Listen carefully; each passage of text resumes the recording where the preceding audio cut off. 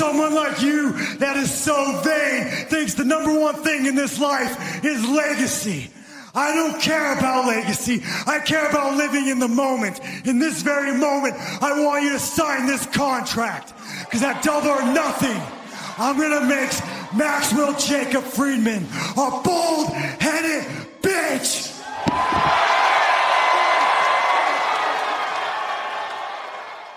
In 3, 2, 1, clap. Huh? Benoit balls. I still think Kevin Sullivan did it. I'm Aubrey Edwards. I'm not a wrestler. Tony's quick sniffs of the week. No, just my dickhead friends causing concussions and shit. All right, never mind. There's barbecue sauce. So good, half the face don't work. With Hogan that close up on the fucking camera reminds me of my racist uncle. I know you ain't listening, but you know who you are, you fucking racist. Uncle. Oh my God, for real, don't tell me that's his name. Oh, no way. I was kidding. I swear to God.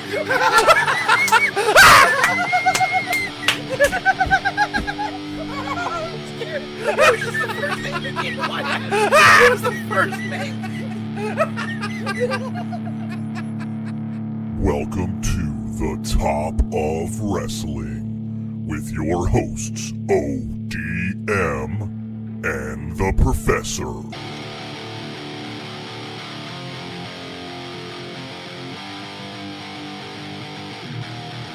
Good Wrestling Day.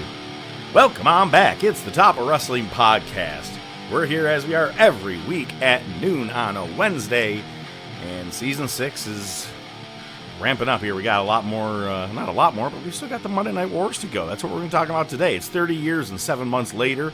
It's in your house for the Great White North. We got news. We got results. This weekend we have AEW will be doing their pay-per-view. Why am I blanking on the name of it all of a sudden? And that's how much it cares. Oh, Double or Nothing. That's what it is. And we have our top topic. Even a couple of guys that are in AEW will fall into this topic. We're going to be talking about non-world champions, both past and present. And I got to be honest, I'm good at what I do. I really, really am. But I can't do this shit alone. ODM! Hey-o! Dang. No, we're not doing that again. You saw me standing alone. Dude, I got one of the nicest guys. Like, I didn't realize I was going to make you freak out so much. You apparently looked at the drive the other day, and you're like, holy shit! Yeah, with all your list that you made for not this week, but 2 weeks from now, we are going to have a topic. And it's not like we have to hold it in, premature wrestler deaths. And when I saw your research, I was like, did I black out and I made this? Like, the amount of detail and list in length, I was like, oh, this is amazing. And I think I told you, I'm like, for our final episode of The Dough, we should do like a top 100 anything. I don't care what it is, but it's got to be something big. Top 100 candies. So, not a whole lot in wrestling news this week. A couple of things I did put in here that I personally liked. Kevin Nash, he thinks that wrestlers need to unionize at this point right now because TKO is fucking everybody over.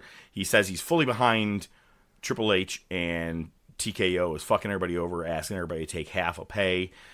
He praised the New Day. Said, fuck it. Yeah, your worth is way better than them giving you half of it, so you should go somewhere else. Tony Khan will pay them what the fuck they want and or need. So I'm with Nash on it. I don't think that anybody's really going to unionize, but they should at this point. Well, it's an interesting conversation, and I'll pivot first because Kevin Nash has also gone off about TKO interfering in booking. That's what I mean. Like, he's behind Triple H, but letting Hunter do it. Now, obviously, Hunter's his boy, so, I mean, obviously he's going to say that shit. But he's also not wrong. But the unionizing thing, this goes back to the days of Jesse the Body Ventura in WWF and Hogan. Because, like, Ventura openly was like, we need to unionize, and then Hogan stooged him off to the office. Oh, yeah. Hey, Vince, guess what? I got to tell you something. So now here's the interesting thing, because I've seen some shit on this. Based on the kind of company it is now, just from like an infrastructure, they could technically like unionize with SAG-AFTRA, which is like the actors union. Yeah, because it is a scripted show. It's an entertainment company.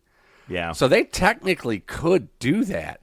I don't think that would fly, just like back in the day it wouldn't fly. So it'll be interesting because at this point, the way things are, man, just imagine that them trying to unionize becomes such a big deal that they're like, fuck it, we don't need WWE, and we'll sell it off. Well, after what I've seen this past weekend, anything is possible. I have to ask you, this is a random side note thing, but kayfabe. Is my logo in the background going in, out, the way it looks to me, or am I pretty solid? I'm not paying that much attention. I usually look at myself so I don't have to look at you. What a dick. I still don't think I understand this tweet from Jey Uso. I actually had to look it up to make sure it was real, and it is. He wrote, "I'm the best in the game at the highest level, close to 2 decades. But y'all know Abraham Lincoln freed the slaves, though." What? You know, he needs, that you have to breathe into the thing to be able to drive your car. Oh, the interlock. Yeah, he needs that on his phone and his car, apparently. I was going to say, we all know that the Usos have a proclivity for your grandma's cough syrup. Oh, God. Fine if you want to praise yourself. I'm the best going at the game 2 decades. But well, then be like, Abraham Lincoln freed the slaves. Maybe he's trying to say that Abraham Lincoln is often credited as being the driving force for abolishing slavery, but there were other people in the background that were really the driving force behind. Maybe that's what he's doing. Let's just take that out for a second. You're not the best in the game. I don't even know that you're at the top of the B tier. No, dude. No, for how many? There's so many great videos of him fucking up recently, and I mean, Punk kicked him in the head because he fucked up so bad. He should form a tag team with Tonga Loa. Yeah, well, according to SmackDown, they could also team with Carmelo Hayes and Ricky Saints. Oh, dude. Yeah, we'll get there. We'll get there. Hey.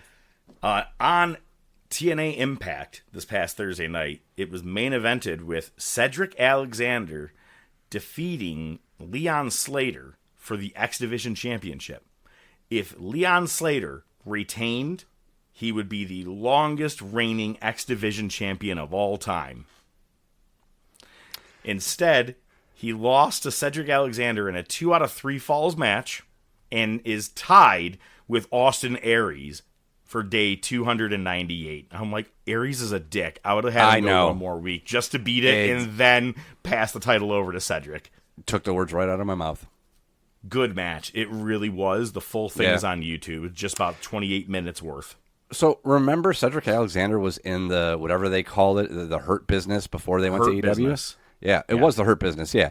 Dude, because it's the Hurt Syndicate now. That's right. Syndicate now. Yep. Yeah, and he's the one that got left behind. Man, I was excited. I was like, I didn't care aside from 205, and now you're going to put him in a fucking main event stable? Fuck yeah. Yeah. I was so excited. Yeah, and he's one of the leads in the system. They kicked Moose out. Oh. And he's one of the main guys that is in the system now. So they're pushing him pretty hard, and I like this. That's good for him. He needs it. Mm-hmm. And after this, Fabian Aichner, which is Giovanni Vinci, the other, what was it, the Imperium guy. Mm-hmm. The one that wasn't Ludwig Kaiser. Kaiser, yeah. I said the one that wasn't Ludwig, Kaiser. Yeah. He showed up at the very end of this. So he is now in TNA, and it's funny because there's memes all over. Wow, Imperium is now plastered all over 3 different companies. Ludwig in AAA, Gunther in WWE, and now Aichner in TNA. But, dude, have you been seeing any of the videos of OG Americano was trying to rip someone's mask off, and he had the Creed brothers there with him. Kaiser showed up, of course, as, El Grande Americano. The fucking pop that he got in that arena, dude. He is over as shit. That match is going to be crazy. There's no way Kaiser walks away from this losing. So they have to keep him as is. I saw something online, and I looked at it, and I laughed because I'm like, there's no way this has been leaked or confirmed, but it makes sense. It's something like, because it's the end of May is the match, right? Yeah, like 30th or 31st, something like that. Bingo. It's like June 1st, Raw, Chad Gable returns. Yeah. Oh, makes sense. Makes sense. It's look at they're all doing something, but I'm glad that Kaiser is getting the pop that he needs. He reminds me of Cesaro, a great wrestler and fluent in so many different languages. Mm-hmm. Push that person. That's a good call. That's someone that is your international star, man. Yeah, you know what I mean? Like, that's a good look call. What's going on right now in Mexico. Mm-hmm. And so Jake Paul, I had to have this dude at work explain all this to me. I didn't understand originally this. Can I give it a shot? With the UFC thing, and go ahead. Yes. So the Rousey Caranao fight was not on. It's not a UFC event. It was some other like MVP, and Correct. Jake Paul is involved in it to some extent. And they pulled a move on the Netflix card where when Ngannou was coming to the ring on the UFC event, Paul announced that McGregor was coming back to MVP. He was coming back, comma. No, Dana White announced it. Oh, okay. Yes. Okay. He did it to pull away Yeah. people from that shit and have him on his live stream where he is announcing Conor McGregor versus Max Holloway 2. Right. Fucking brilliant. I don't give a shit. Dana White is Vince McMahon in some ways. You know what I mean? Like, that was a business move. Good for you. Yeah. Now, first of all, Jake Paul apparently is no longer allowed to go to any WWE events because of his beef with TKO. They don't like him, which, I mean, what's to like? I only tolerate Logan because I hate to say it, he's a decent wrestler. Not bad on the mic either. You Yeah. can't just be just a good wrestler. I like if you have, you could go on the mic. But where I was ultimately going with this, I texted you and asked you if you were going to watch the fight, and you said possibly because you had the Sabres game Saturday night. But I ended up falling asleep right before the UFC event began. But then my wife calls me from upstairs. She's like, "Yeah, you still got to do Nova." I was like, "Oh shit, I fell asleep. Fuck." So now I'm awake, and it's like 11. And I go, "Oh, all right, fuck. Maybe I'll stay up and watch this main event. I'll see if I can watch this Rousey thing." The Nate Diaz Perry fight before that was a fucking bloodbath. Oh, yeah? Just like Tom Green. It's going to be a bloodbath. They had to stop it because of blood loss. It was awesome. And then MVP does the introductions like outside of the cage before you come in. This was WrestleMania to me. It was so many advertisements and bullshit, and then here's every match was one round. Every bout for this pay-per-view only went one round. Oh, wait. The Netflix or except one? except for the bloodbath one. But everything else they all ended with, I believe, within like the first round. Okay, they weren't scheduled for one round. They No. ended in They, one round. Correct. Yeah, all of them ended within one round, minus the bloodbath one. See, that one to me seems staged. The bloodbath? No. No. Every So here, match being one round, because think about it. sure. Yeah, dude. Yeah, I don't know. Some of them look legit when I did see some of the knockouts. I'm just saying it's weird that they almost all went one round. That's just weird. I'm just trying to piggyback off something else, but No, that's fair. Let me ask you this question. Did you see the whole fight? It didn't take long. yeah, I saw it. I saw it the next morning. I woke up. I saw it. I'm like, what's this? I saw it. I'm like, oh, well, I'm glad I didn't bother to watch. I watched an entire fight in 20 seconds. Look at that. 17 to be exact. Dude, I was so pissed off because as soon as it was over, okay, she dove at her, got up, hit her twice, and then put her in the arm bar. And as she fully extends the arm, Caranao was already tapping. Yep. And I was like, And And what I had texted you and you didn't get to the next day was I go, well, that was the most WWE thing I've seen in an octagon. Yeah. And what killed it more is I'm talking seconds after. Do you remember when Austin Aries lost his TNA championship to John Morrison after the pin, and Austin Aries didn't even take a second. He just popped up. Yeah, it just popped up and left. And, right. Somehow the same. As soon as it's over, Caranao pops up. It has a giant smile on her face, and her and Rousey hug each other for like fucking 30 seconds. Longer than their goddamn fight. Jim Cornette even made it. He goes, I love they it. got paid millions by the second, and before the fans could even realize they were robbed and looking for their wallets, these girls were kissing and holding each other longer than the fight lasted. Spot on. Mm-hmm. My favorite one was a South Park meme. I think it was either Stan or Kyle holding in the background. It was two women fighting in a cage, and it said, this fight could have been sent in an email.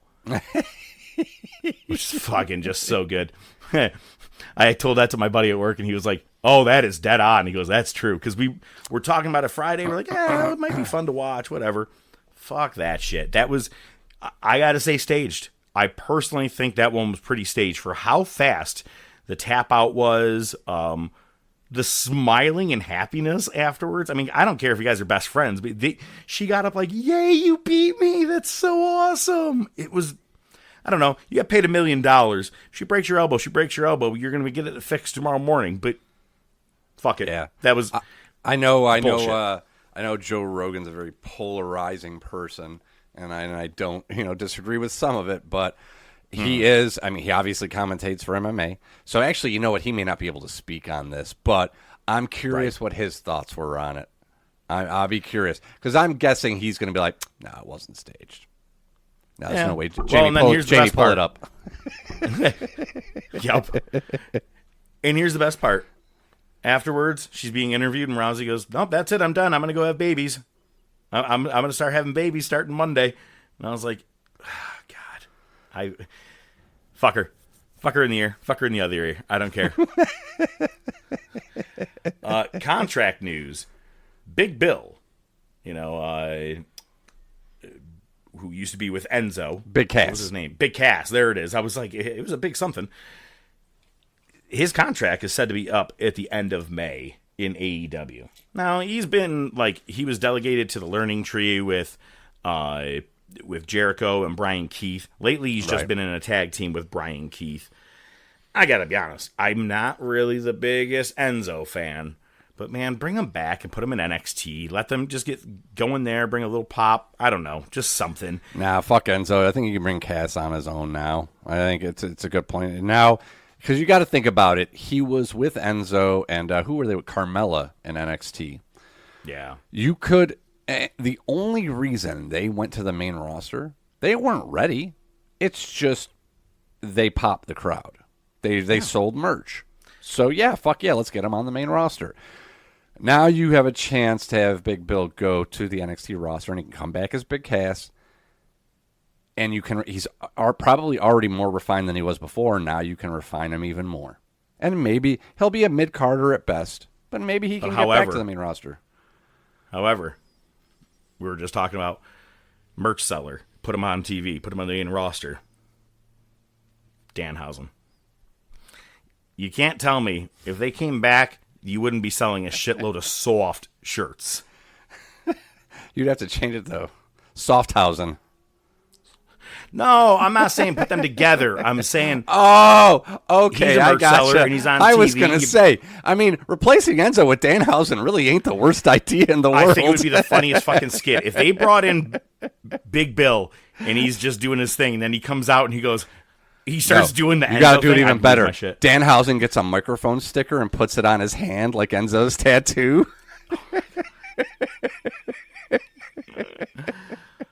Yeah, it's funny. Have you watched a video, any of his interview with Chris Van Vliet? No. No makeup. No. Talks kind of semi the same. Yeah. And he goes, don't you hear it in your voice? He goes, no, I really don't. He does have a voice that's kind of like that, but he goes, I really don't hear the difference. He goes, when I do it, I'm in a character. I'm like, I hear it right now. I say, you sound like you're in character. On SmackDown, Carmelo Hayes and Ricky Sainz had the best botch fest of 2026 so far, and I'm putting that up against a lot of women's stuff. Dude, it was bad. Yeah. I felt so bad for Ricky Sainz, man. The DDT where he tried to bounce off of the rope and like just crotched himself into the rope. They tried to do like missed drop kick spots at the beginning. That didn't work. The ending was botched. It was just not good. It was not good. I feel bad for Ricky Sainz, man, because he did. The one thing is, he did do old school, and they brought it up that Taker was kind of his protege. So now I feel even worse because Taker's at home drinking whiskey, being like, "This motherfucker." And saying racist stuff. He's not Hogan. No, but I did see a thing where Jimmy Wang Yang was told by Undertaker, take that Confederate flag off the back because you're supposed to be a redneck Asian. He was doing the part. I mean, he didn't know. He's like, no, don't do that, you dumbass. It was great. So did you see Booker put out a tweet talking about Hogan? Yes. Yeah, that was fucked up. He's basically like, listen, I don't know if he was racist or not. I know there's a lot of controversy around him, but I can't say Hogan was my buddy, but he took every opportunity to help me out. And if he was racist, he wouldn't have done that. Interesting perspective. Yeah. It is one single person, though, We should maybe ask your uncle what his thoughts are. You already know what they are. As long as they're not Muslim, he's fine. So on Dynamite, the Owen Cup is officially announced. First round. Some decent matches. 2 of them are actually going to happen this coming Sunday. Samoa Joe and Will Ospreay, and then also Swerve versus Bandito. Both of those are going to take place at Double or Nothing.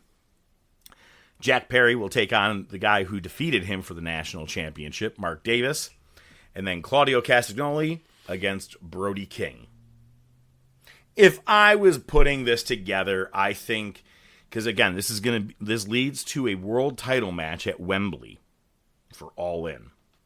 After you win the cup, you get a world title match. Mm-hmm. And that Martha Hart in her hat. Yeah, don't forget the Kentucky Derby hat. I'm thinking it's going to go Ospreay and Swerve in the finals. It makes sense with the way that Swerve came back, and Ospreay is obviously the man. I don't get it. Why is Ospreay not going for the world title? Because he just came back after being, hurt and everything, and he's in a storyline right now with the Dick Riders. But even before that. Like, hang on, I actually like this. He's been working with the Dick Riders over the last couple of weeks, and while I usually would hate it, do you know that he has been winning his matches recently with a specific type of arm bar and has been winning by submission? Oh, there you go. Tell me the only time you've ever seen Will Ospreay win by submission, right? Never.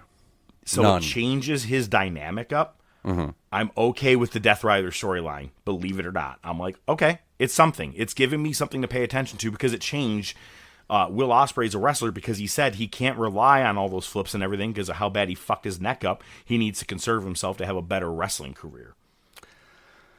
All right, well, if you do anything on Collision, make sure you recap it on Dynamite. There is that. Okay. There's flaws. I'm easing into let it, me say man, something. Hey, hang on.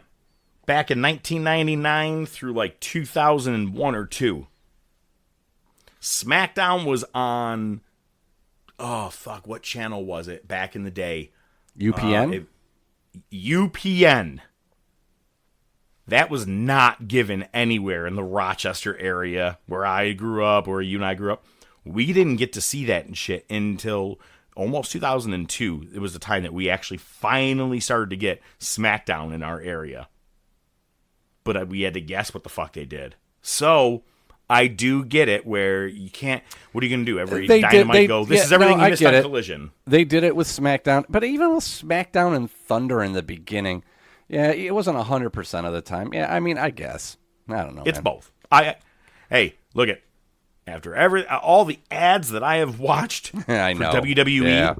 Yeah. I'm going all in, no pun intended, with AEW. No pun intended. Yeah. Well, hey, you know what? Did you see what O'Shea Jackson said?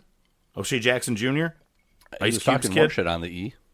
he said, he goes, when I saw Triple H and Stephanie, I said, your stuff is unwatchable with the amount of ads. Oh, the commercials. Yeah. I did. Okay, that's right. Yeah. Good for him. Even better, they came back from break on SmackDown.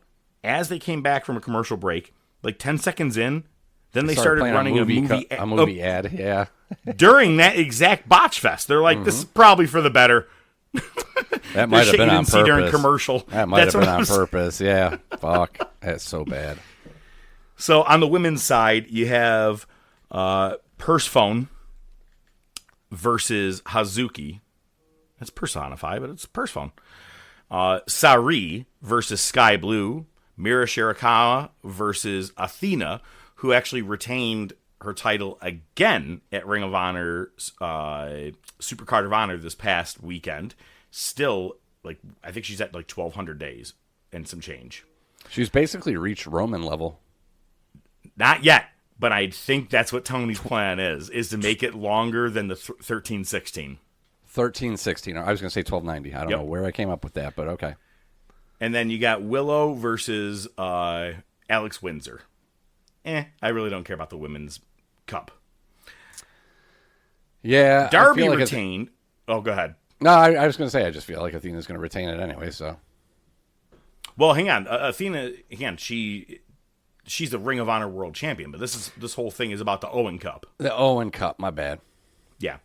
I bet you. Did she win before? No, I don't think she did. I bet you Willow wins this. I'm calling Persephone. Persephone, gotcha. The reason I say Willow is right now we have a heel women's world champion in Tekla. Sure. So that's why I think Willow, but shit can change.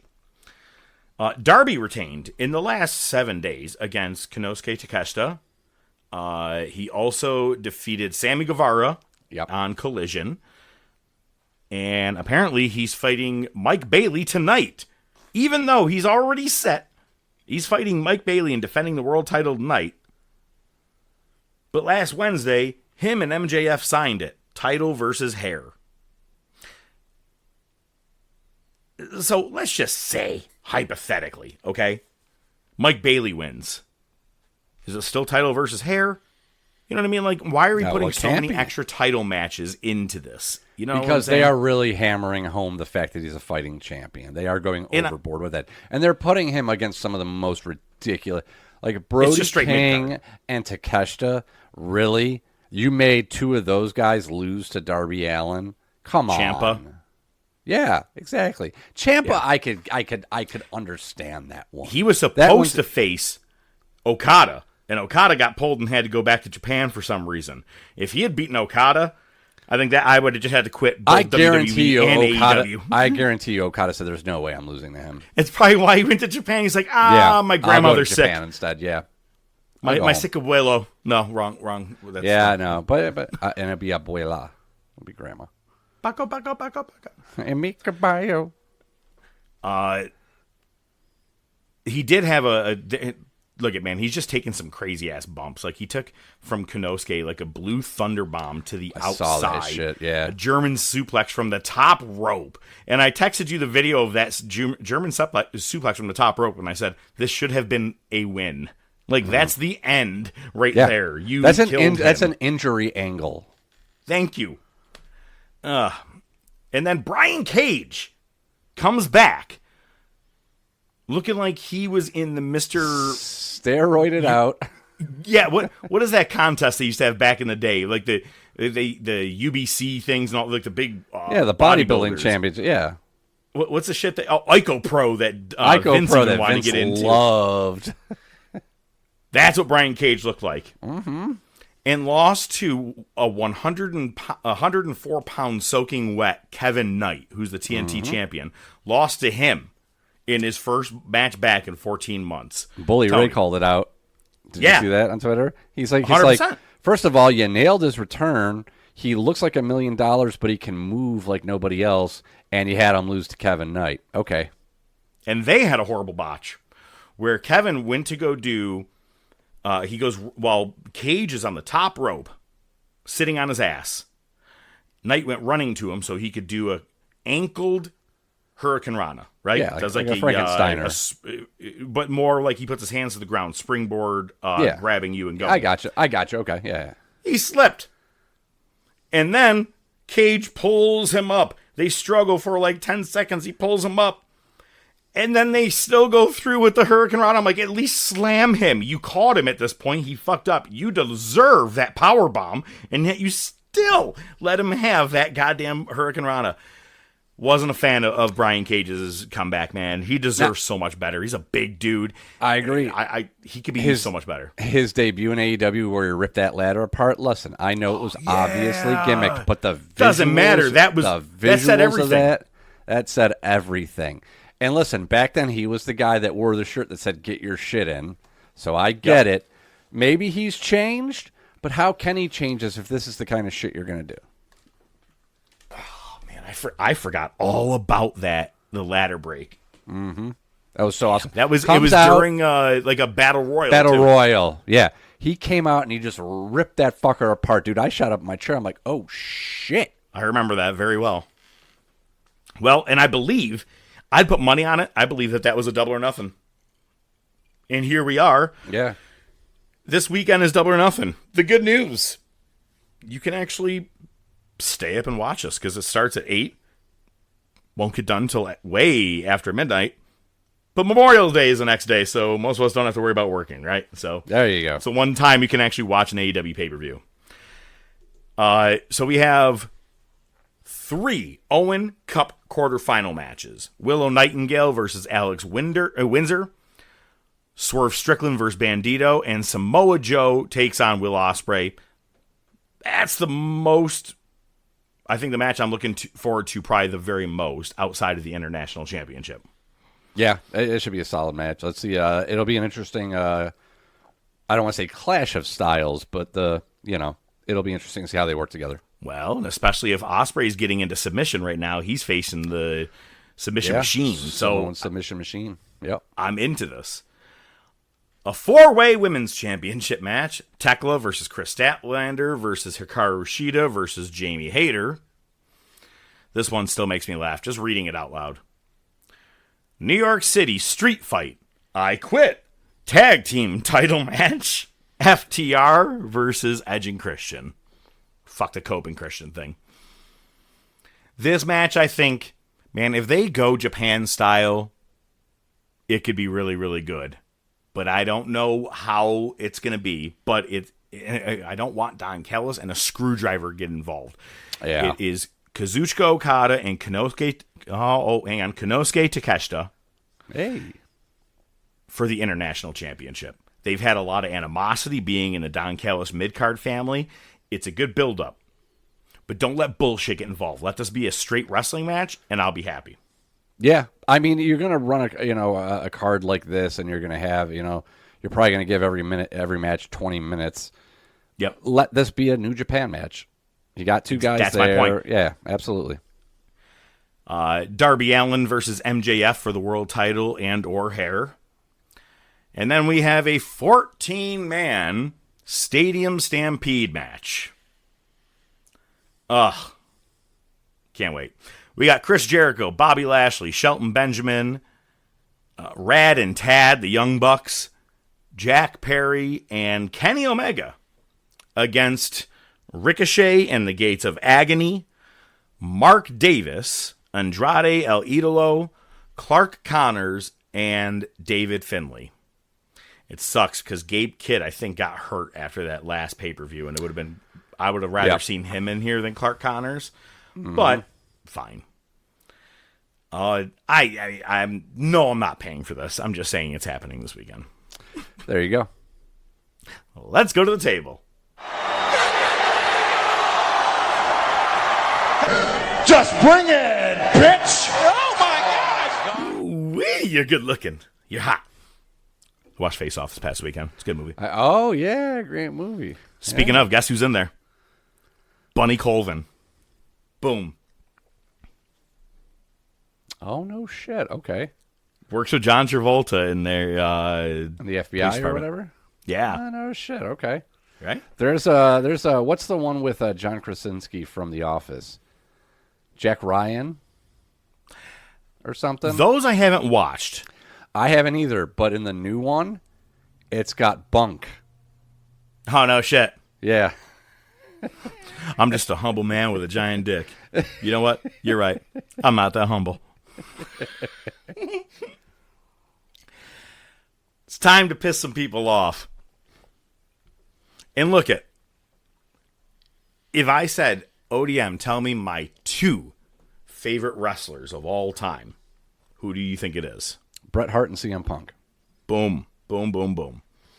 I was going to ask you what you think your third would be. I'm curious. Do you know who my third is? We've done this before. I'd almost say Owen. I put Joe there.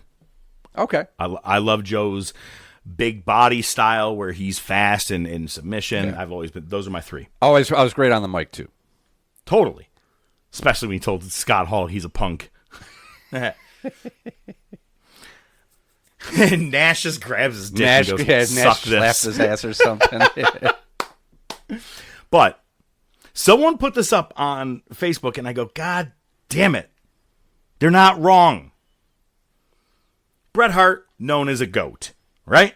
Greatest of all time, Yeah. especially in the technical side of things. 100%. To me, I put it technical, Bret, Benoit, Angle. Perfect. Like a lot of those technical wrestlers.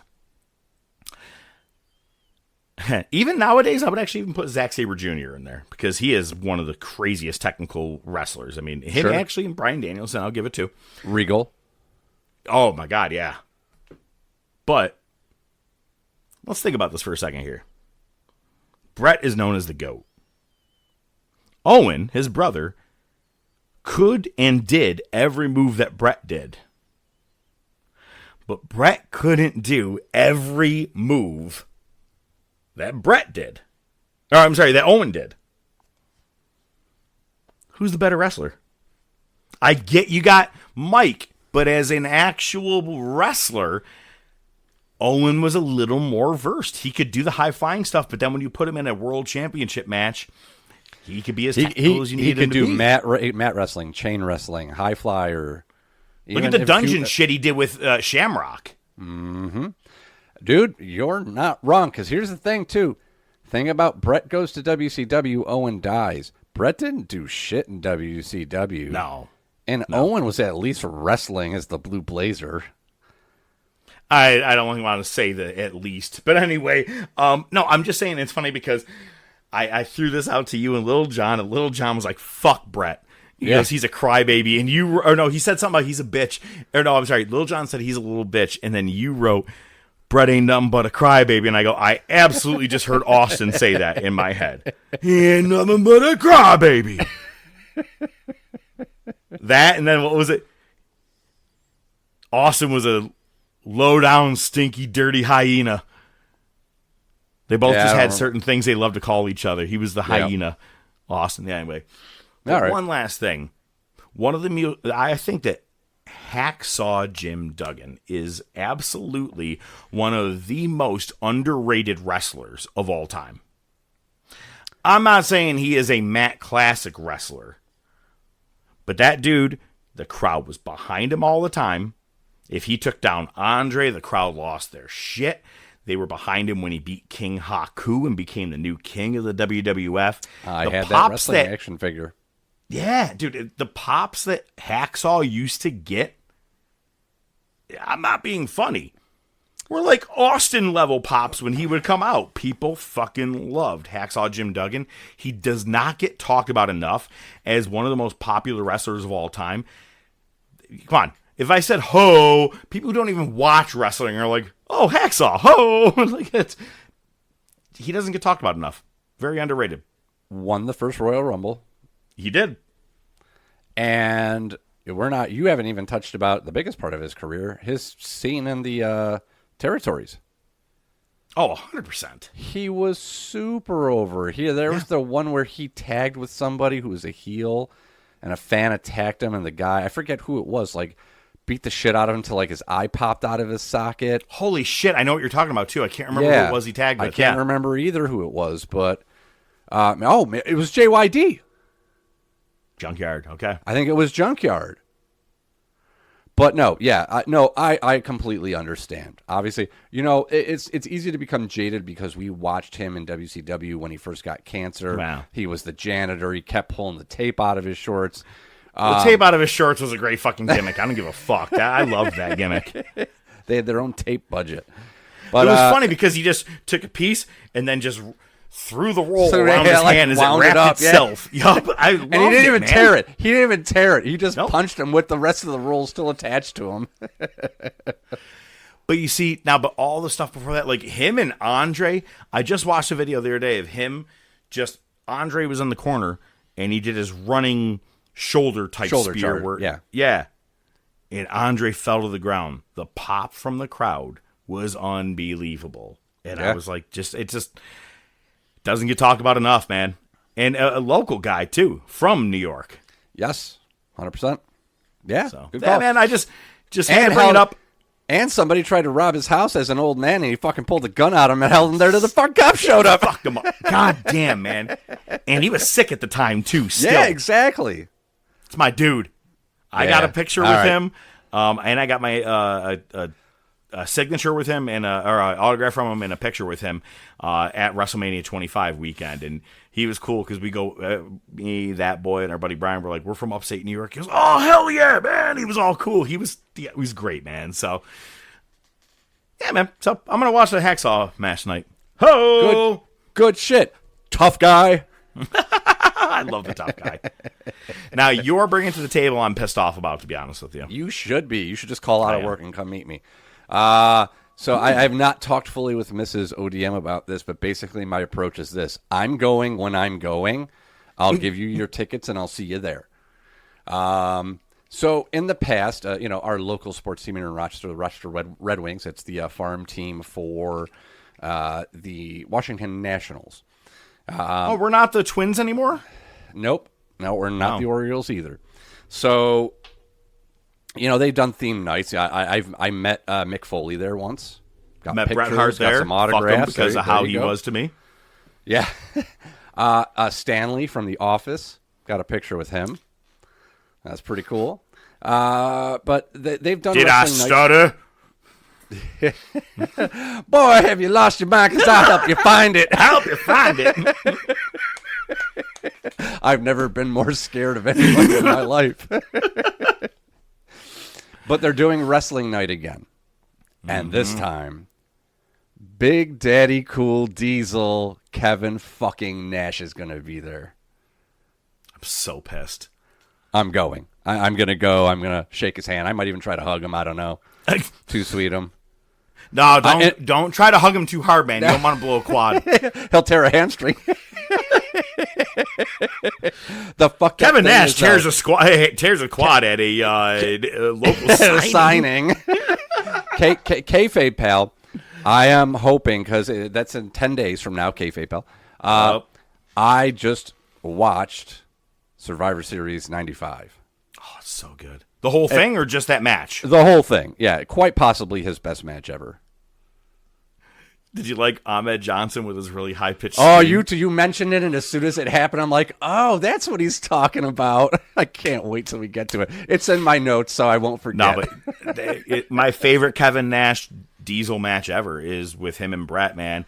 Again, So the good. opening where they both take the turnbuckles off for a fucking mind game. And I'm like, every time I see it, I always go, whoa. I know the ending. I know everything that's going to happen. But as soon as they both start tearing the turnbuckle off, I'm like, the ending is great. The ending is great. The possum, playing possum. Yep. Mm-hmm. Yep. So this is on a Thursday night, I believe it was. Thursday, yeah. Yep. Yeah. I don't get out of work until 5, and by the time I leave the office, I'll be in line by 5. That's my point. And by the time I get to at least Frontier Field, is it still Frontier, or they changed the name of that too? I've been gone. It was Innovative Field last I knew, but I think they changed it again. Okay, so it's Frontier ESL. Field- It's ESL now. Oh, all right. So at Frontier, by the time I even get to the parking lot, it's going to be 7 or a touch after. So the game will have already First started, pitch is yeah. already gone, and Kevin 7:05, Nash is yeah. too. Yeah, he's in the fucking SUV on his way to the airport or the fucking whatever. So It sucks, man. I want to be there so fucking bad. I want you to like have audio going. Be like, could you say Top of Wrestling Podcast? Could you say fuck the Top of Wrestling Podcast? I don't care what you want to say. Just something at all. Yeah, I've been at those things before that are not very. You got to hurry up and go. So No, I know. That's what pissed me off about Brett. Like, I'm like, can I just get a quick picture? They go, nope, move on. And I'm like, So with Stanley, I brought a crossword puzzle book. oh, that's the shit. I was going to have them sign it, and halfway through the line, they're like, "This is taking too long. No signatures, no nothing. You get to take a picture, and that's it." I'm gonna take At least a with picture. Mick Foley, I talked to him. He shook my hand. We exchanged pleasantries. He signed did pictures. at not Comedy at the Carlson, but the other place that what's the other place that used to be the one everybody would go to? It was on Winton in that plaza where Beers of the World used to be. Yeah. Comics Cafe. Comics Cafe. You never paid for tickets. You always got free tickets. You just had to Yeah. pay for drinks. You drinks just minimum. walk up and say, I think I had free tickets. And they were like, here you go. Yeah, fine. Here, go. Go sit down. No, for real. I did that. Yeah, It worked. I know. But Foley was cool as shit there, man. He was like, he Yeah. kept talking and everything like that. Ziggler was cool as fuck with me and my buddy met him at Comedy at the Carlson. That's right. I forgot he did that. Yeah. But yeah, man, Brett just pushes the people push us right along, and I'm like, I would rather the picture than a fucking piece of shit signature. And I don't mean piece of shit. I'm just saying, where am I going with this thing? You know what I mean? Right. And not to mention, this is true. I actually already have an autographed picture from him, from my boy from Medina. So I don't need. I'm good. I don't need anything else from Brett. I wanted the picture, dude. Yeah. You know what I mean? Fair enough. So if you could get that with Nash, that's worth more than a fucking signature. What are you doing with the goddamn signature? No, I want a fucking picture of fucking thrown up too sweet. What else the fucking I want, you know? You have time. Can you get a NWO shirt in time? Probably not. Actually, you know what? I actually might be able to. I could send you mine, but mine's I should cut get the off, red and I know one. you don't like. I should you get don't the like red one. cutoffs. Would you go red or black meeting him? I feel like red's the answer. Wolfpack, man. He was the leader of the Wolfpack, and I Yeah. fucking love that. Look at I like that I'm watching you right now. I'm gonna buy it on break. I'm gonna buy it on break. Amazon.com. Fuck yeah, it's gonna be some bootleg China shit. I don't care if it stays together for one night. That's all I care about. Hey, man, honestly, I've got a lot of wrestling shirts off Amazon. They're fine as shit, man. That's where I got an NWO one, 100%. I'm gonna fucking pull up the fucking Wolfpack music on my phone while I'm walking up.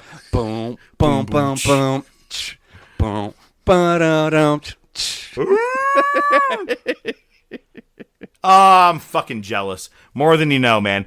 I think I'm actually more jealous about this than when you went to that Might talk about wrestling Ozarks musical. without you. Oh yeah, the wrestling musical with Mickey James. Oh, I'm And still sad Simon. about that. And Simon Miller. That's right. I saw a funny thing. Wrestlers without their mask was Danhausen, or without their paint. Danhausen without his paint. Darby Allin without his paint. It said Mr. Iguana, and it was a picture of Simon Miller. that's the new sign. Simon Miller is Mr. Iguana. So I love it. It's outstanding. All right, man. Well, we talked a little bit about 1995 and the month that is before it. Before we get to Brett and Diesel, we got the Great White North. Hit the soundbite. Monday Night Wars! Marty, you've got to come back with me. Where? Back to the future. Wait a minute, Doc. What are you talking about? What happens to us in the future? What, do we become assholes or something? Give me a hell yeah!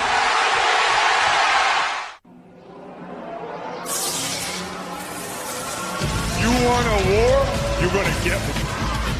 Mick Foley is going to win their world title. Has been paid for by the New World Order. Come on, Vince. Step into the ring. My God, the battle lines have been drawn.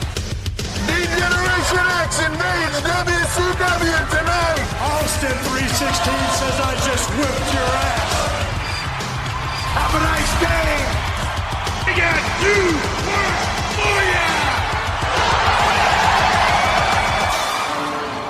It was 31 months ago. Or no, 31 years and 7 months ago. I don't know, whatever the fuck it was. It's the Monday Night Wars, and we're in the Great White North, because it's October 22nd. It's In Your House, the 4th edition of In Your House. And the best part about these pay-per-views, 2 hours, $20. It was worth it back then. Those were pretty decent little pay-per-views. ODM, take it away. Mm-hmm. Most of the time. Yeah. All right. We are in Winnipeg, the Great White North. I bet that's where you wish you were right now, huh? I'm sweating my ass off. Fuck off. Literally perfect. wiping myself with a wet washcloth over here. I'll wash myself with a rag on a stick. Oh, God, don't know. Just wipe the pits. Oh. Gotta wipe the pits. Well, here's tits, the thing. And, all right. Yeah, let's move on. So props to WWF. They didn't do the national anthem because we're in Canada, so they had somebody come out and sing "Oh Canada," which was great. The only problem They weren't is really it seems even like doing they weren't doing the national anthem even back then. I think they were doing it because they were in Canada only. Okay, fine. Well, still props to them for doing it. Hey, let's go with that. Like I said, I think they got like a local home and native land. There you go, true patriot love. Hey, I liked it when the Sabres fans all sang it a couple weeks back. Mm-hmm. We ain't singing it tonight, though, bitch. Anyway, recording. They apparently got a local. Yeah, they apparently got a local singer, Tony Wilson, to do it, and I'm guessing her career didn't go far because she fucking sucked. After that, we get a pre-record. After that, we get a pre-record from Gorilla Monsoon addressing the fans. Due to Shawn Michaels' concussion, I am not allowing him to compete tonight, but there will be an IC title defense tonight. Shawn Michaels will publicly forfeit the IC title. We will present it to Dean Douglas, and Douglas will defend against Razor tonight. This is one of the most difficult decisions I ever had to make in my career. Thank you, Syracuse Marines. Yep. I run the tape back from a couple episodes ago. I said it was coming up at In Your House, and you're like, no, I'm pretty sure that's at Survivor Series. I was wrong. I gotcha. No, you said Survivor Series. First match. I said In Your House. Versus Hunter Hearst. Your mom opened her legs. Oh, fucker. First match. No, nothing. It's a callback. Fuck you. Fatu versus Hunter Hearst Helmsley. What I thought was interesting about this is that Fatu came out wearing a BSK hat. And no one knew what that was back then. And I still didn't until now. Right? Yeah, so it's interesting, too, when we get to Survivor Series because, a spoiler alert, one of the teams in Survivor Series is just BSK. Yep. With a broken face. And I'm surprised they didn't all wear the hats Taker. for that. I don't know. It was a weird one. Yep. Fatu is half his future weight. We've talked about this already. Triple H wins. Lawler interviews Hunter post-match. And the accent. It's almost like he's trying to impersonate William Regal. It's so bad. Then let me tell you something, Michael Cole. I am Hunter Hearst Helmsley. Yes. Yeah, pretty much. From Greenwich, Connecticut. Henry Godwin comes in from behind with the slop bucket, chases Hunter off. You know what comes of this, don't you? Yep. One of the greatest matches ever. Next, we get Doc Hendricks with British Bulldog and Jim Cornette. This is Bulldog's first world title shot, and we see footage of Bulldog turning on Diesel 2 months ago. Next, you get Smoking Guns versus Razor Ramon and the 1-2-3 Kid for the tag titles. We cut to Razor and 1-2-3 Kid. They're wearing matching gear. They seem to be on the same page again, and it's fucking great because he says he's talking about Vince McMahon and Razor doing the McMahon. McMahon. Razor's pulling double duty tonight because he's got the IC title shot later. Dean Douglas is in the back taking notes. We get a Razor's edge, and Kid wants the tag. So Razor's like, okay, I could just pin him, and we can win the tag titles. But yeah, sure, I'll tag you in. And Billy Gunn rolls 1-2-3 Kid into a crucifix pin to retain. Kid's pissed off. He's kicking the turnbuckles. Razor tries to console him. Kid shoves him away. And then the Kid drop kicks Bart and starts laying kicks into Billy, and Razor's trying to pull him off. Starting to act like a bitch. Yeah, he is. Some things never change, right? That's just the way it is. Doc Hendricks. Tupac. You like that? Hey, well, can we give it to... I never remember the name of the person who fucking sang that song. Bruce Hornsby. Bruce Hornsby, thank you. I always fucking forget. I always want to say Steve Winwood. I know that's not who it is. I saw him live a couple years ago at the... We've had this conversation. Jazz Fest where I was hawking Jazz merch. Fest. Smells like jazz out here. Doc Hendricks is selling cutouts of Bret Hart and Shawn Michaels. This is a line from Doc Hendricks. Kids, Bret Hart in your bedroom watching you while you sleep.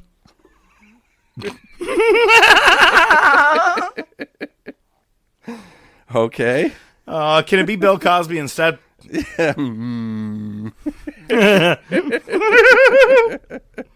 Duh!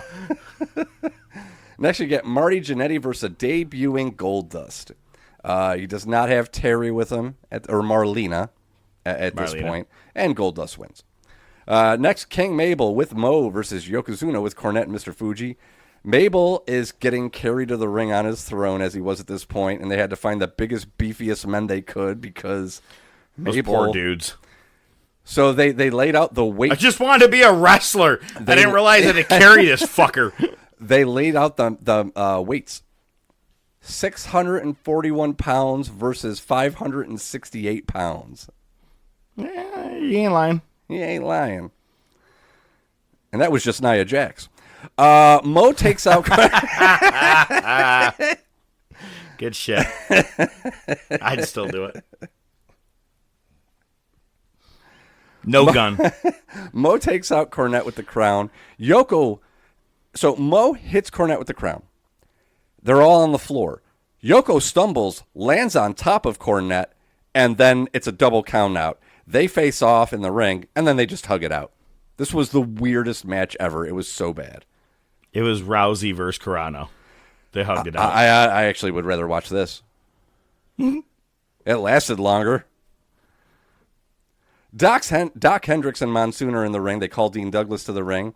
And then HBK comes out in his finest Pelly Pell jacket.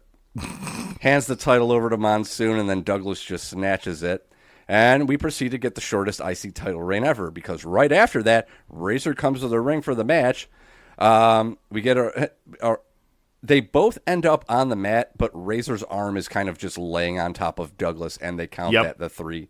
It was a flat finish. But the thing is, Douglas's feet were under the rope during the count, so it should have been a rope break. And before he handed the title over, Shawn was like, there's a lot of things I lost over the last couple of months, but one of the things I lost recently was to a bunch of Marines that I thought I could fuck their girlfriend. This is Razor's 4th IC title, and he's the first person to do it. Bret Hart comes to the ring, lays shots into Lawler, chases him off. So Bret Hart takes Lawler's place on commentary, and we get Bulldog with Cornette versus Diesel for the world title. Diesel gets drop kick over the top rope to the floor, stumbles back into commentary, and Bret kind of braces him like, well, here you go. And Diesel pie faces Bret. Bulldog's working the leg.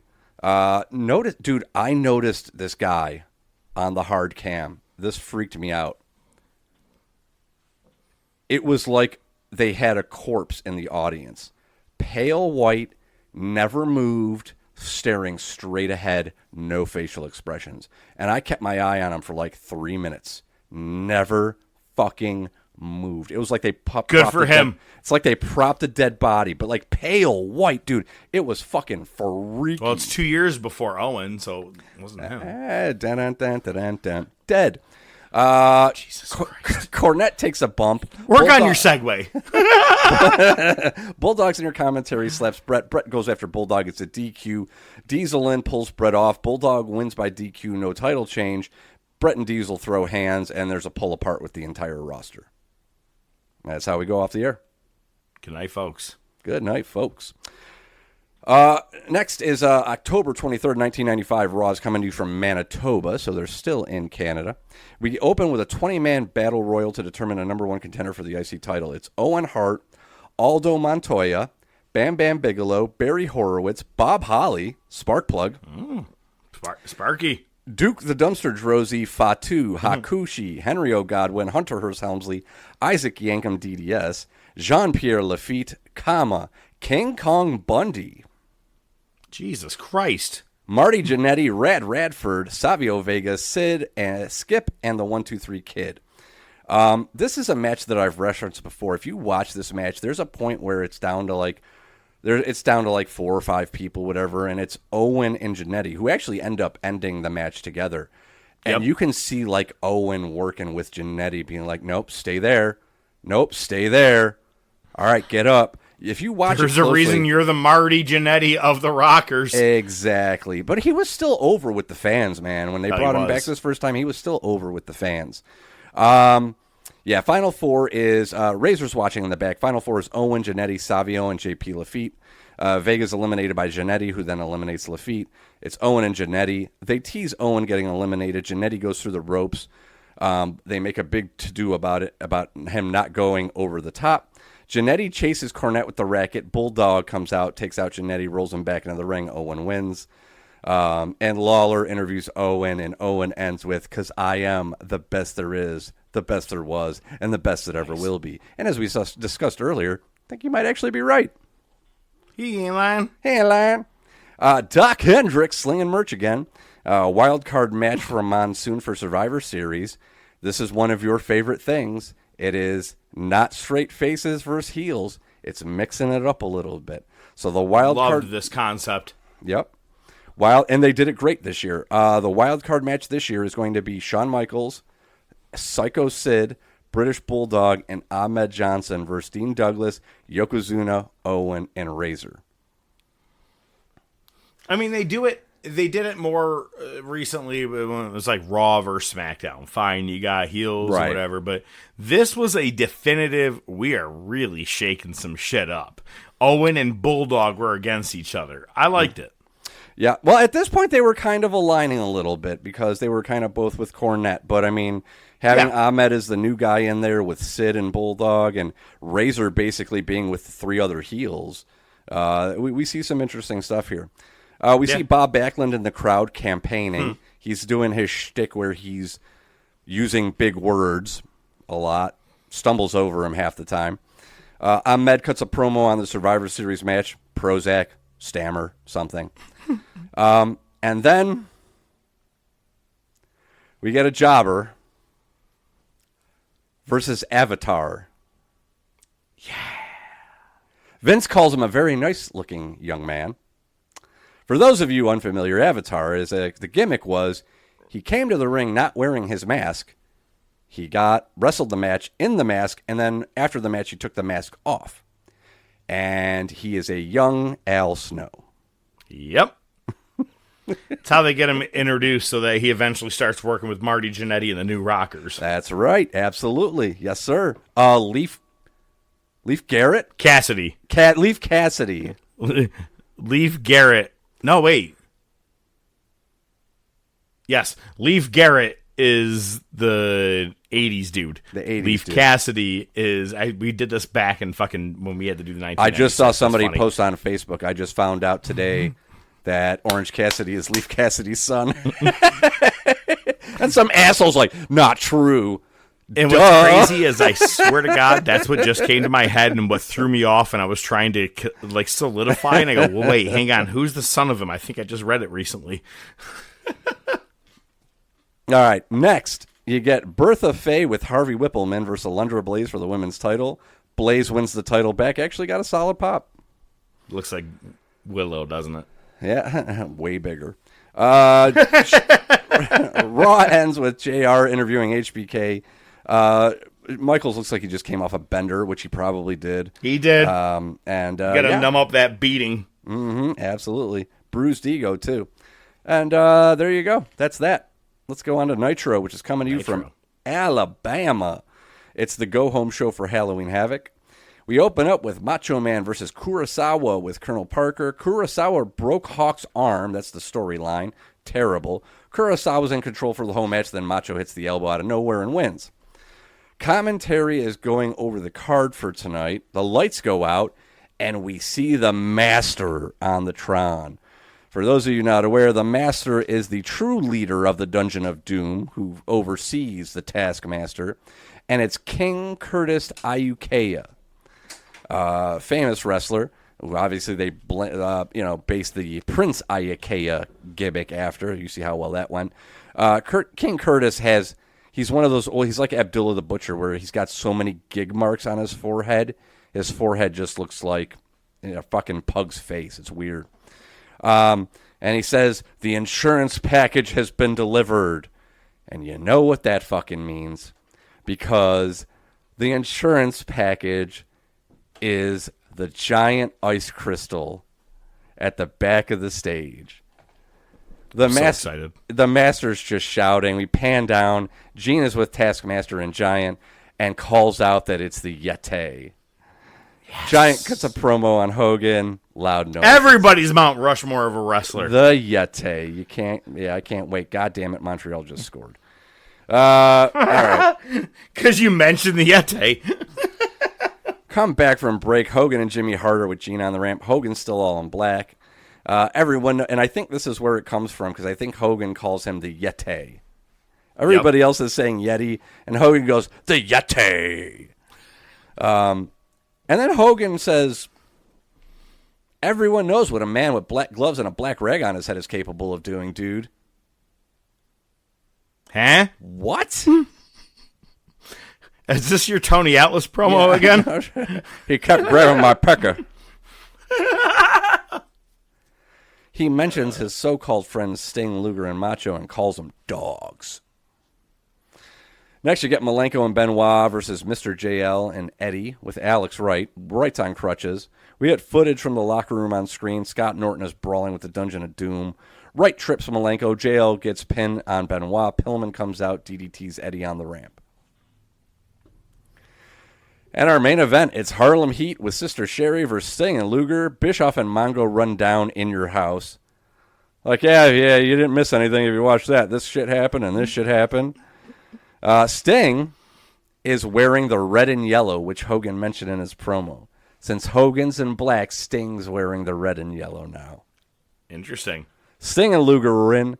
Giant and Taskmaster come out. Giant choke slams Luger and Sting. Macho comes out, then Hogan. Hogan tells Macho to leave. The dungeon swarms. Hogan and Macho clean house. We hear a drum roll. Bischoff says, the floor is shaking. The ice crystal explodes, and we see the Yeti as we go off the air. Roar! Might as well be Braun Strowman. Yeah, it might as well. Marcus Welby. Oh, God. So, I mean, Nitro wasn't exactly firing on all cylinders in the beginning. Dungeon of Doom didn't help that one. No, exactly. Oh, the Yeti. It's Joe Dierte. It's kind of French. Fuck the French. I don't know, Lloyd. The French are bullshit. All right, well, there's one thing we got to talk about. People who have never won a world title. The Yeti. All right, we're done, folks. Ladies and gentlemen, this is the Top Wrestling Podcast. Ladies and gentlemen, it's now time for... Best there is, the best there was, and the best that there ever will be. Hold 2, arm bar. Sodas rule. Yeah, they do. Hold 3, the moss-covered, 3-handle family granunzel. It's me, Austin. Just when they think they got the answers, I change the questions. I did it for The Rock. This week's top topic. You know something, Mean Gene? John Cena. Wrestling's not fake. The Rolex wearing what? Diamond ring wearing what? Kiss stealing, woo, wheeling dealing what? Limousine right what? Jet flying what? Hotel. India. Echo. Lima. Delta. Shield. If you smell. The following ranking order and final decisions are a completely bias-based order, based off The Professor and ODM made it. And as always, they like to let you know they have not worked in the business, but have been lifelong invested fans much like you, our listeners. With not only their opinions involved, but with countless amount of hours of research done each week, they make sure to provide proper facts and history to back it up. However, they do know that your opinion may vary from theirs. If there is anything you want to chat about, bring to their attention. If there is something they missed or forgot, or you just want to let them know they are out of their freaking minds, feel free to shoot them a message on Facebook or Twitter, or email them at thetopofwrestling@gmail.com. As always, they do appreciate all feedback and continued support. At the end of the day, they want to make sure that you do see the best of the best before you die. And now, this week's top topic. It's funny that you did mention it. Yete was the first person I had on my list. Obviously. All right, look, we're both going to eventually have a lot of the same people on this list. I really do think. I think this is actually going to go quicker than you really think it will. But so we're talking about guys that never actually held a world title. And I want to specify there are 3 companies that I'm going to count as holding a world title: WWF or WWE, WCW. Fine, I'll give you ECW. But outside of that, TNA. Oh, okay. Oh, well, hang on. AEW, I will give you it, right? If you got your, like Darby Allin got a world title there, all right, you got a world title. But I'm not going to be counting like every fucking world title at like MLW or extra bullshit like that. We're going to be on the same page. I'm going to name my first 5 just off the bat. Rick Rude, Mr. Perfect, Big Boss Man, Roddy Piper, Scott Hall. God, you took all the good ones. I know. You're welcome. Are you going to reply? You want me to name more? You're just going to throw this one right to me, aren't you? Fuck. All right, here we go. My next 5. No. Man, that's a tough one. I'll throw Meng in there. Ooh, I didn't have Haku or Meng in there, and you know what? Yeah, that's a good one. I'll say Steven Regal. I do have Regal. William Steven Regal is on my list. Let's see here. Oh God, man, this is really fucking hard here. You took all the good ones. That's what she said. You could say Jake. Did you say Jake? I did not say Jake Roberts, but he is on my list. I do have Jake the Snake Roberts. I think in WWE, no, but when he crossed over in 92 to WCW, I think they could have put the fucking strap on him and it would have worked at that time because he was coming over hot. Well, and there's one on here that you didn't say, I don't think, and I won't steal it from you. No, so say it. So I was going to say Owen Hart. I have Owen on here 100%. Yeah. They had him fake win the title one night somewhere, and it didn't count. I do think, honestly, to this date, I really think he should have won the title at SummerSlam and Brett got it back at Survivor Series or whatever. I really think he should have won at SummerSlam 94. Yeah, 100%. Was that 4 or was that 5? For you, 4, I think. Well, we'll stay with it. Bulldog. And man, he's on my list as well. Yep. To a degree. Sure. Because I think he was a detriment to himself, and I don't think he deserved it as others did. Personally. Well, fair enough. Jesse Ventura. Yeah. Arn Anderson. I mean, people consider him one of the top of all time. He was never a world champion in WCW or WWF and didn't need to be. But still, you say Arn Anderson's name, people are like, 4 Horsemen. They just, it's him. Mm-hmm. Greg Valentine. I think he could have been a great heel champion. And a great face champion. Hacksaw Jim Duggan. Yeah, we just talked about it. That's why he's on my list. All right, what do you got? You already said, did you say Piper? I did say Piper. You did say Piper. That's what I thought. Yeah, and you said Arn Anderson. Yep. We got a Piper down. I got a short list here, man. Ahmed Johnson. I think he could have been, to be honest with you. I think when he first came in 95 there, how it looked, if he had the right run, he had a lot of injuries. He also injured Ron Simmons, Farouk, on his first night there. There's a lot of things you look at, and I think he could have been something big. Yes. Mm-hmm. You said Piper. I'll go with one of my favorites all time, Barry Windham. Well, I don't have Windham on here, but I don't disagree. It was a short window, I think, that he had, but I mean, Yes. even like the NWA title, I don't know that he ever held that. I think his post Horseman run could have been a chance too. There you go. Bingo. I'll throw two at you. Honky Tonk Man and Mr. Wonderful Paul Orndorff. Orndorff's a good one. Honky Tonk, I'm kind of on the fence Too about hokey. Wyndham. Oh. Correct. I think Honky Tank could have been Honky would have been just a touch too hokey to be a world champion. But Sure. Orndorff, Definitely. just the name Mr. Wonderful, his look, his physique, his wrestling, he should have been a world champion. Yeah, you put the title on Bob Backlund, bro. You could have put the title on Mr. Wonderful. Thank you. Yep. So, definitely. Who else you got? Jimmy Superfly Snuka. Fuck him. Not fair enough. But I mean, if we're just talking, I don't think he was ever big enough to. But bro, I he was attraction. big enough. He was Hang on. big enough. As an attraction. He Even a short run. He was Danhausen. Nah.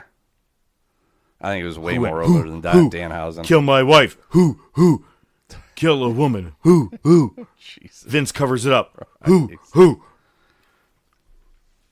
Well, go ahead. Ted DiBiase. Yeah. Bam Bam Bigelow. Mm-hmm. Matt Hardy. Okay. I think for the mind he has in the business, I think he could have been. He did do TNA as a world champion, as I think about it. And one that I think that, two people I think that could have been, but no one put the gas on them the way they should have. Wade Barrett during the Nexus thing, and Claudio Castagnoli. I think you could have put Claudio from me. Yeah. With Cesaro, especially directly after his defeating Seth Rollins at WrestleMania when he had his match against Roman. It was the most optimistic I was that maybe, just motherfucking maybe, they were going to put the title on Cesaro. Yeah. They didn't, but he's one of those guys I feel like should have been a world champion in some company by now. Yeah, fair enough. No, I dig it. How many you got left? Like 10. Oh, Jesus Christ. I've got 5. I'm good at this game, remember. Yeah, no, I know. Well, we talked about it earlier. Will Ospreay. Yeah, see, now he was the world champion in New Japan, and I technically count that. But I do understand what you're saying. In America, he should have been. Right away. I think he will by AEW, by All In. I think he's going to. Yeah, he should have been right away, 100%. Yeah. Well, I'll let you do a few more. You're probably going to take some of mine. Sami Zayn, Braun Breaker. Motherfucker. Sami Zayn, Braun Breaker, Jacob Fatu. Yeah. I feel like the Breaker and Fatu are still a little too early, but Breaker, are they? maybe not? Breaker's not too early. The other, I think with Fatu it's a little early, but I do think Chad Gable could have had a Kurt Angle run. Sure. The dude has charisma. He has character to him where he's good on the mic. He can play a heel, play the face. Absolutely. Dustin Rhodes. Gold. I don't think Goldust should have won a world title, but I think natural Dustin Rhodes could have been something that could have earned one because of just where he was at the end. The nepotism thing, I think, might have been a part of the problem with that one. Oh, my God. Speaking of, I saw the funniest fucking thing. Hey, this is someone texting. Hey, this is Cody Rhodes. Can I borrow $3,000? How do I really know this is Cody Rhodes? My daddy was Dusty, and I'm crying right now. All right, give me your Venmo. He ain't lying. Nailed it. Here's my check account number. Now, I'm going to end off, okay? This is the end of mine, okay? Most of them really aren't major, but I think they could have been something. I think Serena Deeb should have been owed something in AEW as a wrestler. I think that she paid her dues in women's wrestling. She could have gotten something.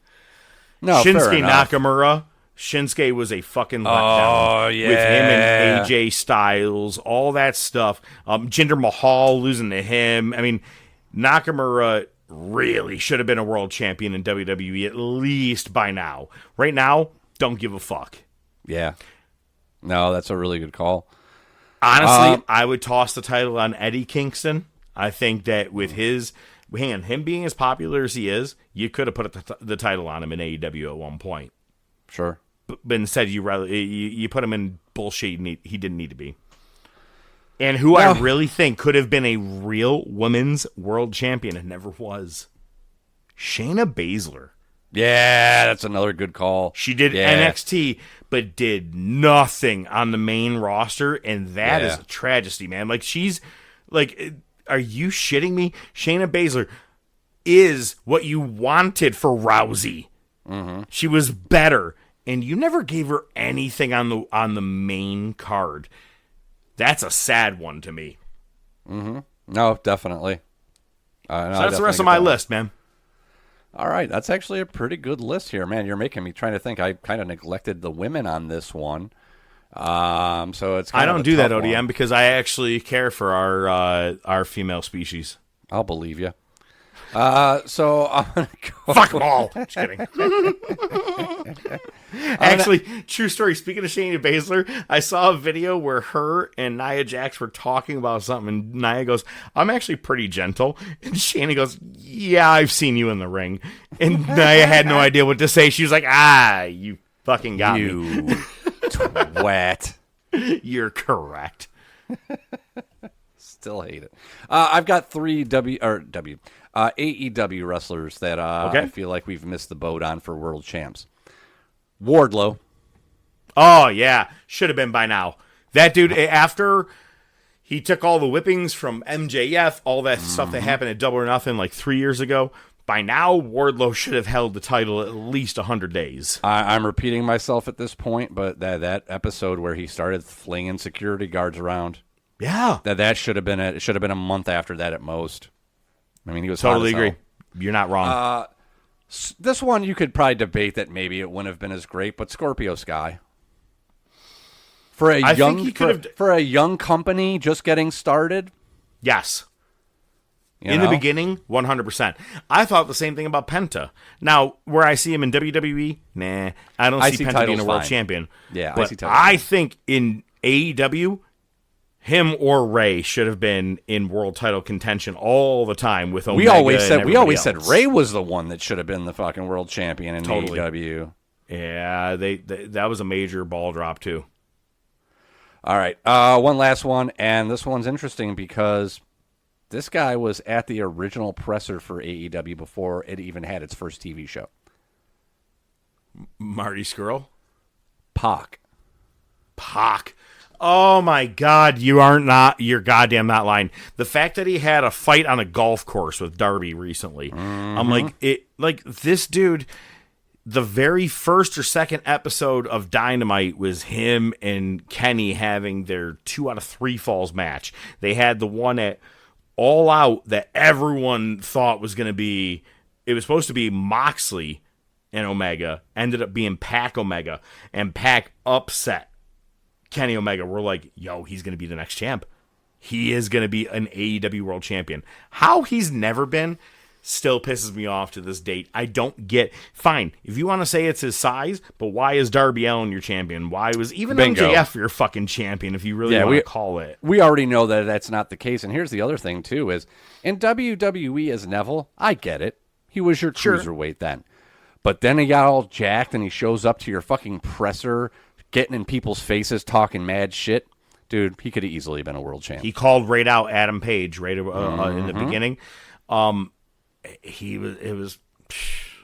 I think the pandemic didn't help because he had to go away for a little while with the visa stuff, if I'm not mistaken. But still, even when he came back, you could have pushed him to the moon. Instead, you're like, How about you tag with the Lucha Brothers and we'll call you guys Death Triangle? I know, right? Remember that 2 weeks? I do have one more that I forgot about. Okay. Shelton Benjamin. Oh my God, 1,000,000 times over. Don't get me started. Every time he was in a Money in the Bank ladder match, I'm like, well, he should be winning, but the winner is going to be. Mm-hmm. And one of the most well-deserved wrestling characters of all time, we'll say, that could or should have won the world title, and they didn't, and I still will never understand why. And I hate to say this, man. Like I'm going to call it just bluntly as it is. He was a black Kurt Angle, and I think it was the skin color. I hate to do the whole, well, that's what it is in WWE and blah, blah, blah. But end of the day, they don't make a whole lot of black world champions in WWE. Unless you're Jade Cargill or Bobby Lashley, and even that was short-lived. It was a month. This, by now, Shelton should have been a world champion in at least a couple of different companies. Even Tony Khan not positioning him in the area where he should be. They're like, how about you guys are just a tag team and we're going to do the same stable you were in the WWE. You're a group of black men in a wrestling organization. That's really all it is. The Hurt Syndicate, Hurt Business. I'm sorry, it's just a bunch. That's what they're doing. Yeah. And it sucks, dude, because Shelton really loved him in the world's greatest tag team when he was a part of Angle's team. But when he went solo on Raw, became the Intercontinental Champion, started facing off against Triple H and guys like that, I'll never forget. He almost beat Triple H and got in Triple H's face and went like this, doing the, I got you, by this close. Crowd lost their fucking mind. A month later, he's jobbing to everybody else. I don't get it. Benjamin, that was a very good call. Thanks for bringing that one up. And he's not even just a good wrestler. He's not bad on the stick either. No, he's good. He's good. I've always liked him. They fucked him over when they did the gold standard. They had his mama come in, who was a comedian, who my old band met at Daisy Dukes. She was doing a stand-up thing next door. True story. It's not really Shelton Benjamin's mama, but it was a lady. That's a surprise. Way to ruin it for me. Man, good call on that. That was, you know what? That's a way to end it. Shelton fucking Benjamin. That's like one of the most deserved guys ever for a non-world champion. Still going today. That could still be your world champion and carry it better than most companies. There you go. Damn. Good shit. Next week's going to be kind of fun. We're going to be talking about, I'll be honest with you, ODM, I don't know what it is, and I'm not going to be fast enough to catch up here. I thought I'd make it seem pretty smooth. No, we don't have anything planned. We ain't got nothing. It all depends on how how tonight goes with the Sabres. Well, it's 2-0 Montreal right now. That's okay. That's all right. A lot of hockey left. A lot of hockey left. A lot of gay sex that could happen. Isn't that what happens? I watched that show. I thought that was just your Saturday night. It is. It's both. All right. Anyway, next week we'll be back. We'll be talking wrestling. We're going to be talking AEW Double or Nothing. It's funny. This is Double or Nothing to me is the anniversary of the Rick James gif.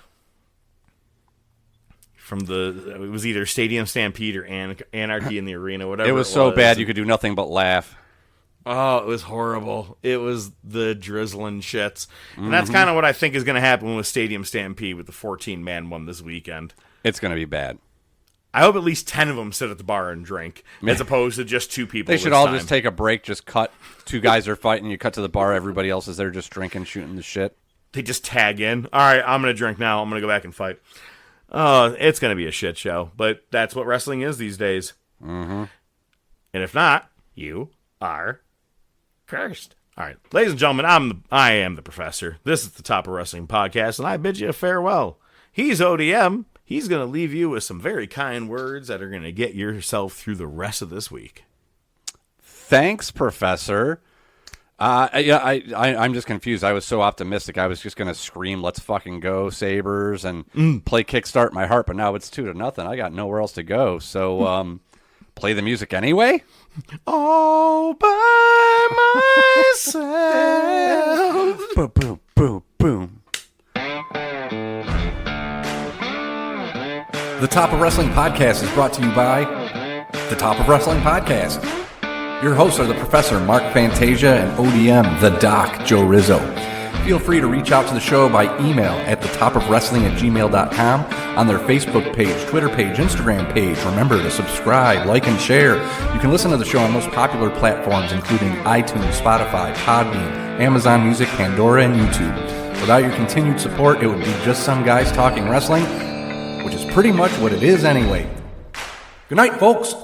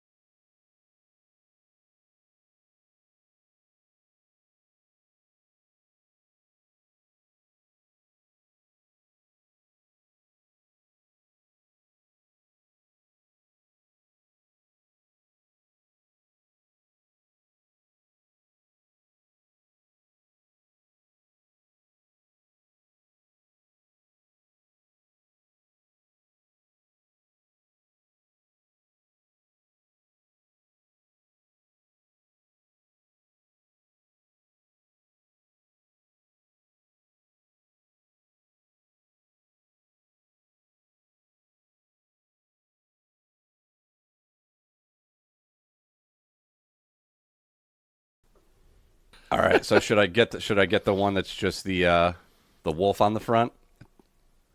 Oh, so there's that, or I would personally even do the this one says red shirt, black NWO logo. No, this one's a red shirt with the wolf on the front and NWO on the back. Oh, that's the one. Yeah. When's it get there by?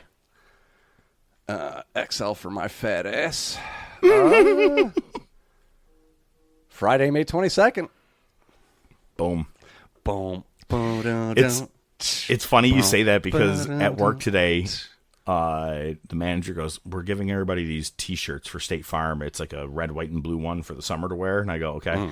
She goes, "What size do you need?" I go, "It's either large or extra large." I'm like, "What is it?" She's like, "It's 100% cotton." I go, I go, extra. I go, "Get me the large, extra fat." Get me the not so schmedium.